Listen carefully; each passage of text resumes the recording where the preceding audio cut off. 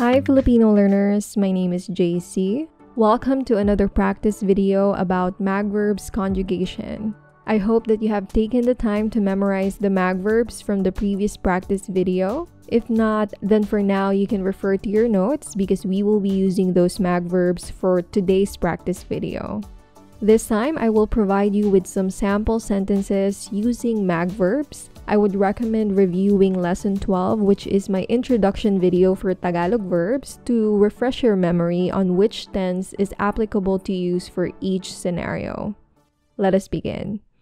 Complete the following sentences. For each item, I will give you 5 seconds to answer the question before I provide the correct answer. If you need more time, you can always pause the video. I wash my face every morning.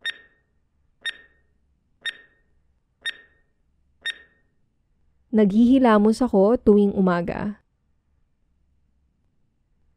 Megan is selling expensive watches.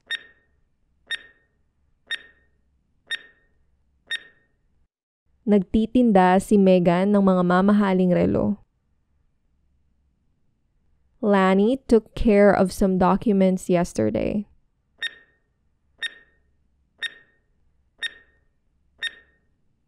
Nag-asikaso si Lanny ng mga dokumento kahapon. We will talk tomorrow.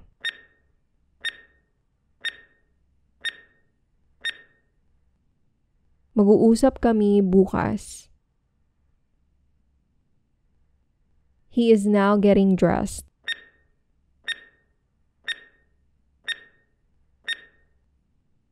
Nagbibihis na siya. Ben will write a horror novel.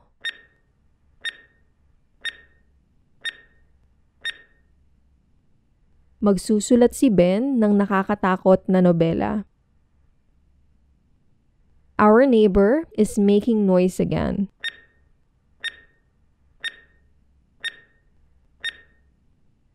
Nag-iingay na naman ang kapitbahay natin.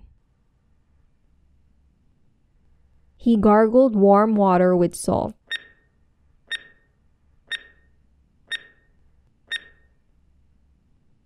Nagmumog siya ng maligamgam na tubig na may asin.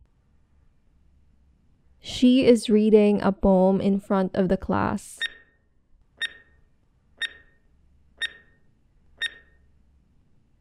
Nagbabasa siya ng tula sa harap ng klase.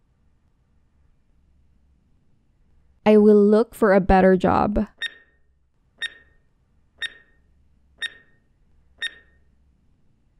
Maghahanap ako ng mas magandang trabaho.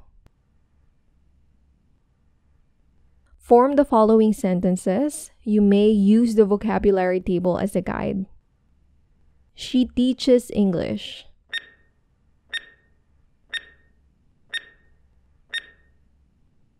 Nagtuturo siya ng Ingles.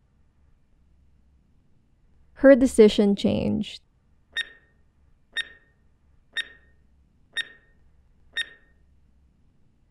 Nagbago ang desisyon niya. Lanny brushes her teeth every day.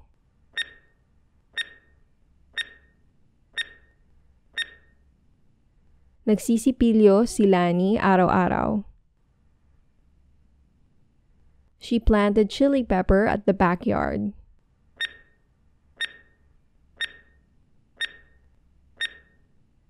Nagtanim siya ng sili sa bakuran. They give food to the poor.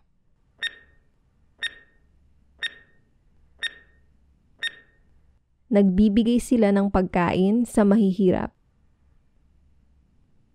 Dora plays tennis every Monday.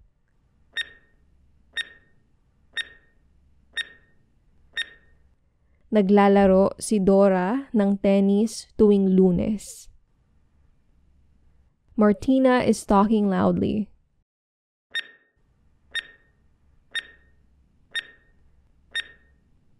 Nagsasalita ng malakas si Martina.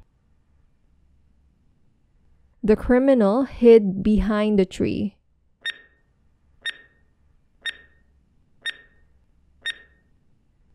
Nagtago ang kriminal sa likod ng puno. Roberta and Enzo are arguing.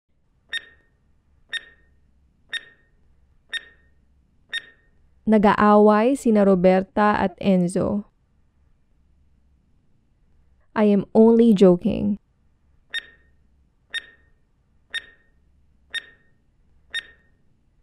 Nagbibiro lang ako.